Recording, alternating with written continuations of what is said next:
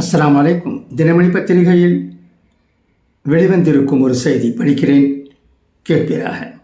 வங்கதேசம் சுதந்திரத்திற்கு பின் முதல் முறையாக பாகிஸ்தானுடன் நேரடி வர்த்தகம்.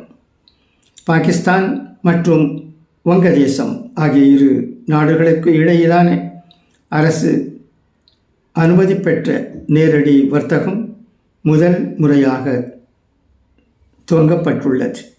இரு நாடுகளுக்கு இடையிலான வர்த்தகம் குறித்த பேச்சுவார்த்தையின் போது 2025 பிப்ரவரி மாத துவக்கத்தில் பாகிஸ்தானிடமிருந்து சுமார் 50,000 டன் அரிசியை கொள்முதல் செய்யும் ஒப்பந்தத்தில் வங்கதேசம் கையெழுத்திட்டது.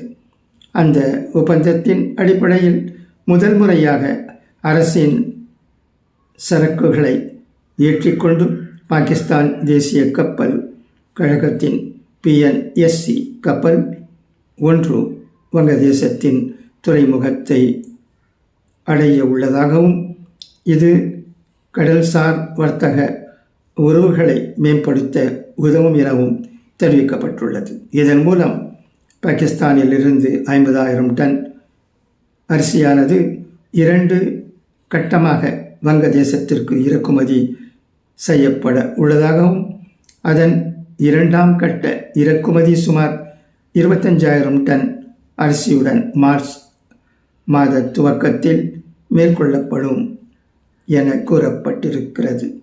முன்னதாக பாகிஸ்தானில் ஒரு அங்கமாக கிழக்கு பாகிஸ்தான் என்று அழைக்கப்பட்ட மாகாணம் கடந்த 1971ஆம் ஆண்டு நடைபெற்ற போரில் வெற்றி பெற்று வங்கதேசம் எனும் சுதந்திர நாடாக உருவானது.